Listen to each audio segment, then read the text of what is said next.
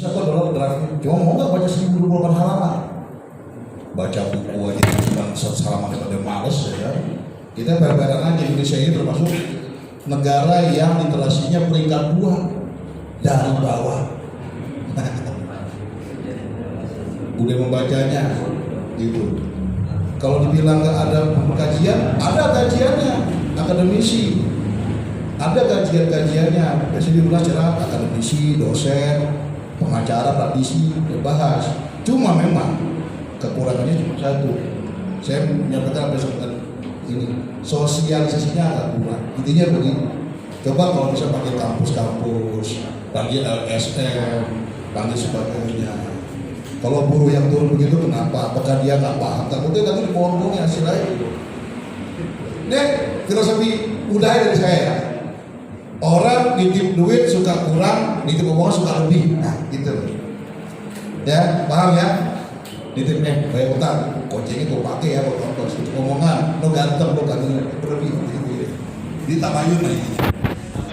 Ya.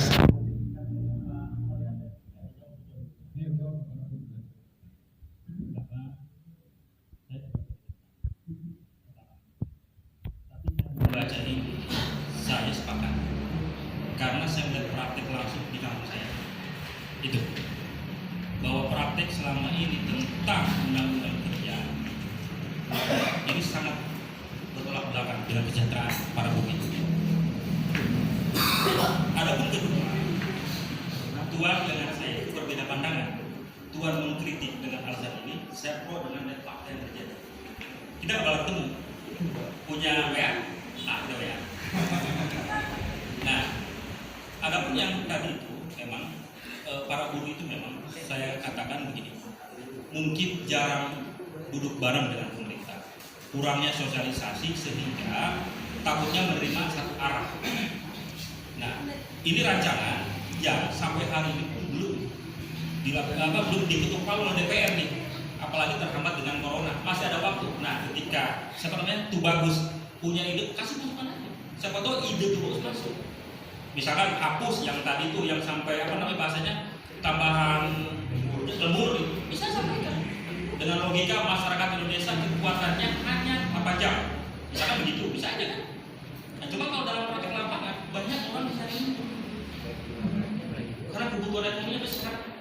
Mohon maaf, ada seorang kerja di PT Bang, pasca dia keluar dari kerja PT, dia ngegojek. Mohon maaf ini. Coba tanya aja. Pasti akan menemukan kasus itu. Artinya bahwa kebutuhan gaji pekerja itu masih sedikit dibandingkan pengeluaran rumah tangga atau si pekerja itu. Makanya cari sampingnya. Jadi gojek, jadi apa dan segala macam. Itu. Akhirnya ya proporsional. Kesehatannya berkurang, bahkan bukan 4 jam lagi, bisa sampai 7 jam. Ya, besok-besok kanker paling. Gitu. Dia mau nanggapi kok. Iya. Tadi pertanyaannya kenapa kok tidak mahasiswa? Kenapa kok buruh yang melakukan aksi? Karena memang yang agak sedikit banyak punya kepentingan itu adalah buruh. Nah, kemudian tadi saya mengingatkan bahwa yang punya kepentingan itu tidak hanya buruh aksi dalam pola struktur saja. Tapi kita ini juga sebetulnya punya kepentingan besar karena kita juga nanti calon buruh sebetulnya. Maka kemudian kita juga harus betul-betul tanpa harus dengan rasa suuzon yang tinggi, sementara kita perlu apa? Perlu pengkajian yang lebih mendalam. Maka kemudian ini menjadi penting untuk dibahas dan disusulkan kepada masyarakat.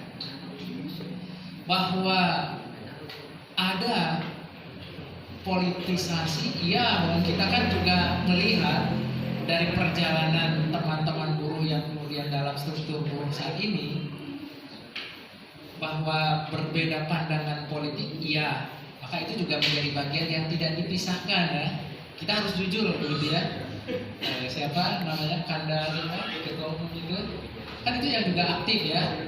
Kemudian KSPI yang kemudian aktif melakukan aksi dan kita tahu kan berbeda pandangan politik lah gitu. Artinya itu mendukung calon presidennya saat itu, tapi kan kita sudah lupakan itu semuanya bahwa kita tetap harus kritis juga betul ya terhadap undang-undang yang dilahirkan pemerintah. Undang-undang selain Omnibus Law ini juga kemarin misalnya ketika pemerintah melakukan revisi undang-undang KPK, kan seluruh mahasiswa, seluruh masyarakat juga mengkritisi terkait dengan undang-undang yang dilakukan oleh pemerintah atau yang diinisiasi oleh pemerintah. Kemarin kan yang undang-undang KPK juga inisiasinya dari pemerintah gitu ya. Lalu kemudian pemerintah saat itu, kemudian anggota DPR saat itu mempercepat pembahasan. Nah ini kan belum ada pembahasan di anggota DPR yang diinisiasi oleh pemerintah. Maka teman-teman mahasiswa dan lain sebagainya sebagai bagian dari pemilik negeri ini tidak hanya diakomodasi bukan akomodasi ya, seolah-olah diwakilkan hanya karena KSPI saja.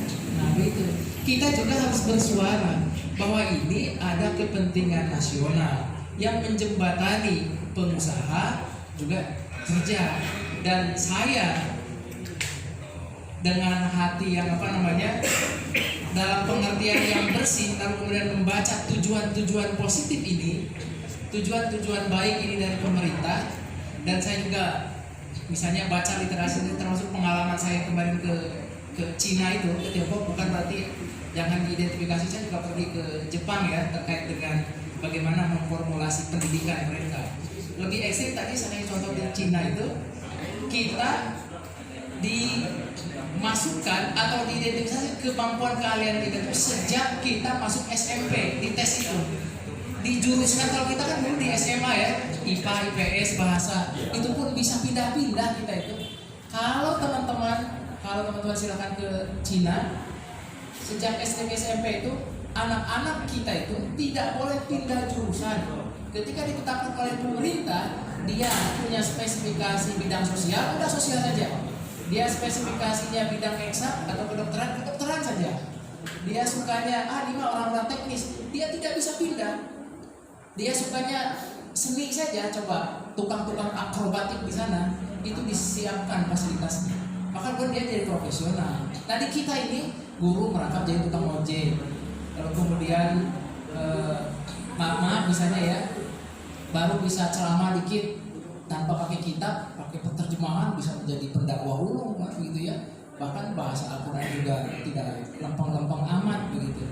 Tapi kemudian kok bisa menjadi penceramah luar biasa. Di kita itu banyak yang di satu sisi iya profesional, tapi kemudian jadi jumlah jam kerjanya ditambah tadi. Harusnya jadi guru saja ngajarin anak-anak, tapi tambah jadi tukang gojek dan lain sebagainya. Dosen juga sama kan, banyak dosen juga begitu karena di beberapa universitas tidak sama, maaf. Termasuk di beberapa universitas itu tidak menggunakan dalam tanda kutip UMR, dan itu tidak dibuka. Coba harusnya dirazia saja kampus-kampus itu yang tidak sesuai dengan UMR, udah diperingatkan saja. Kasihan kan dosen, jadi tidak profesional dosen-dosen itu juga tidak mau meneliti, akhirnya ya cari pekerjaan, mengajar banyak sekali, ngamen di mana-mana. Tidak cukup dari itu, tidak juga kegiatan-kegiatan yang lain, bahkan ada yang nge-grab sekarang kan. Nah teman-teman semuanya, di akhir ingin saya sampaikan bahwa saya bukan pengusaha, walaupun istri saya jadi pengusaha online ya, jualan jadi kan perusahaan juga. Tapi melihat ini, saya sudah baca sebagian pesannya, kemudian itikat-itiknya, saya sih mendukung dan pasti ini menguntungkan undang-undang ini ya, rancangan undang-undang belum disahkan ini, rancangan undang-undang ini pasti akan menguntungkan baik pengusaha ataupun buruh. Saya kira itu pandangan saya. Terima kasih.